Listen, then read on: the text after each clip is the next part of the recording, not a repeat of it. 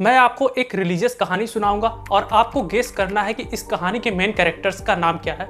यह कहानी एक ऐसे आदमी की है जिसके नाम के आखिरी दो लेटर्स ए और एम है और इस आदमी की एक वाइफ थी जिसका नाम शुरू होता है एस से। इन दोनों हस्बैंड वाइफ को अपने शहर से बाहर निकाला जाता है और ये दूर दक्षिण की दिशा में ट्रेवल करते हैं। इनके साथ एक इनका रिलेटिव भी ट्रेवल कर रहा है जिसका नाम शुरू होता है एल से। सफ़र के दौरान जब ये जा रहे होते तो किसी दूर के राज्य का एक राजा इस औरत को अपने साथ ले जाता है और इस राजा के नाम का आखिरी लेटर है वो है एन।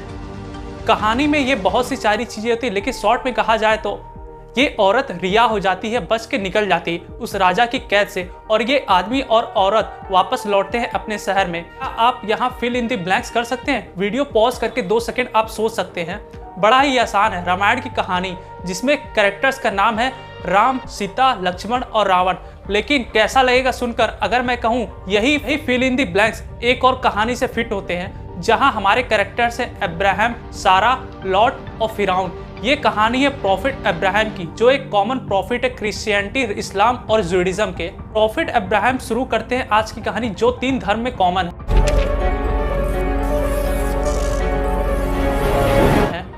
प्रॉफिट अब्राहम को लेकर कई लोगों के द्वारा माना जाता है कि ये पहले ऐसे फिगर थे जिन्होंने मोनोथीज्म प्रीच किया।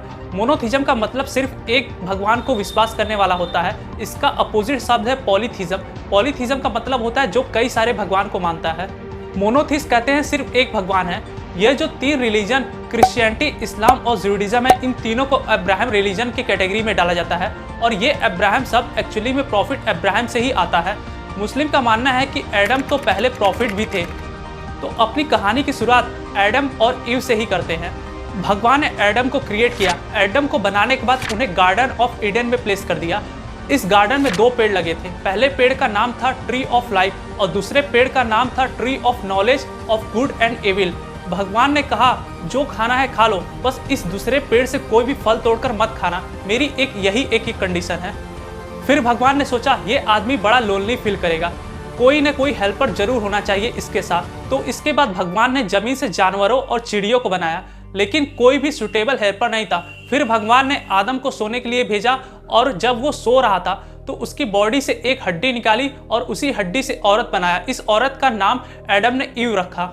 एक दिन क्या होता है कि एक सांप जाकर ईव को बहकाने की कोशिश करता है कि ये दूसरे पेड़ का फल खा लो, तो बहकावे में आकर उस फल को खा लेती है और अपने पति एडम को भी खिला देती है। और जब भगवान को ये चीज़ पता चलती है तो वो बहुत गुस्सा हो जाते हैं। गुस्से में उन्हें श्राप देते हैं। सांप को श्राप दिया जाता है कि वो पूरी अपनी ज़िंदगी भर रेंगते हुए बिताएगा और औरत को श्राप दिया जाता है कि उसे बच्चा पैदा करना होगा और बच्चा पैदा करते वक्त उसे बहुत ही भारी लेबर पेन से गुजरना होगा। एडम को श्राप दिया जाता है कि वो पूरी ज़िंदगी भर काम करते हुए रहना पड़ेगा और हार्ड वर्क करके ही खाना पड़ेगा। और इसी के साथ साथ गार्डन ऑफ ईडन से एडम और ईव को बाहर निकाल फेंक जाता है और यह वह बाकी की ज़िंदगी धरती पर बिताते हैं। और कई हजारों साल बाद इंसानों की पॉपुलेशन बढ़ती है धरती पर। भगवान देखने लगते हैं इंसानों को। भगवान को देखकर लगता है कि इंसान बड़े ही दुष्ट होते जा रहे हैं, बुरे बनते जा रहे हैं। भगवान को बहुत ही रिग्रेट फील होता है, यार मैं क्यों बनाया इन इंसानों को, ये तो ऐसे निकले। वो डिसाइड करते हैं कि वो पूरी धरती को वाइप आउट कर देंगे, जितने भी जानवर चिड़िया हैं सबको खत्म कर देंगे। लेकिन इसी बीच एक अच्छा इंसान होता है नोआ नाम से। क्रिश्चियनिटी में नोआ को नोआ बुलाते हैं और मुस्लिम इन्हें नू बुलाते हैं। भगवान की आंखों में नोआ एक बहुत अच्छा इंसान था, इसलिए भगवान ने सोचा कि मैं बता देता हूँ कि मैं क्या करने जा रहा हूँ। इन्होंने नोआ से बोला मैं बहुत ही बाढ़ लाने वाला हूँ धरती पर, द ग्रेट फ्लड आएगा, सब कुछ खत्म हो जाएगा, लेकिन तुम्हें एक बड़ी सी बोट बना लेनी चाहिए। इस बोट पर तुम बैठना, अपनी वाइफ को बैठाना, अपने 3 बेटे और उनकी वाइफ को साथ ले चलना।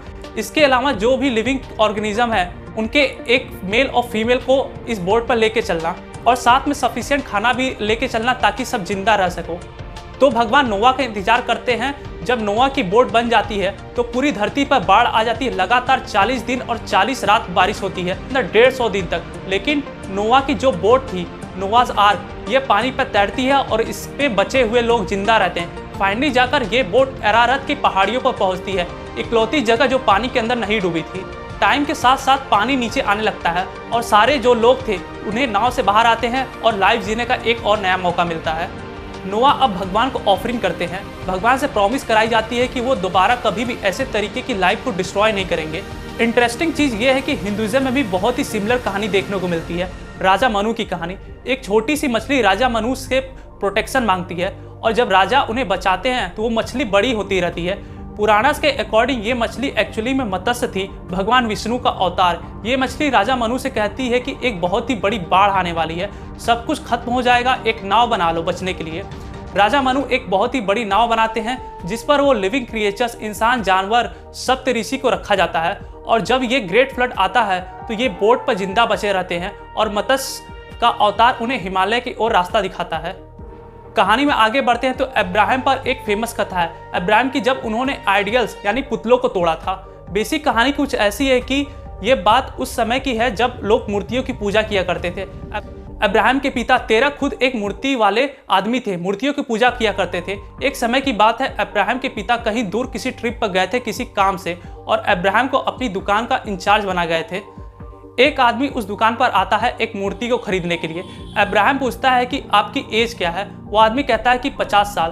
अब्राहम कहते हैं कि 50 साल मतलब 50 साल होकर तुम इस मूर्ति की पूजा कर रहे हो जो 1 साल की भी नहीं है। यह सुनकर वो आदमी बड़ा ही एम्बेरस फील करता है और दुकान से चला जाता है। एक दूसरी ओकेजन पर जब सारे लोग वहां पे मौजूद नहीं होते हैं, अब्राहम एक बड़ा सा डंडा उठाते हैं और सारी मूर्तियों को तोड़ देते हैं और फिर उस बड़े से डंडे को ले जाकर सबसे बड़ी मूर्ति के हाथों में रख देते हैं। जब लोग वापस लौटते हैं तो बड़े ही शॉक हो जाते हैं। कोई कहता है कि अब्राहम ने ही किया होगा, वो हमेशा मूर्तियों के अगेंस्ट बोलता था।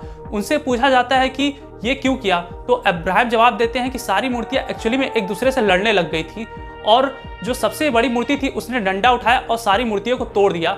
बड़ी मूर्ति से जाकर पूछो उसने ऐसा क्यों किया। लोगों ने कहा बेवकूफ़ बनाना बंद करो, मूर्तियों के एक दूसरे से लड़ नहीं सकती, ना ही बोल सकती है। तो अब्राहम का जवाब आता है, तो मूर्तियों की पूजा क्यों करते हो जब ये मूर्तियां ना बोल सकती हैं, ना कुछ कर सकती, ना तुम्हें इससे कोई फायदा पहुंचना, ना इससे तुम्हें कोई नुकसान होना।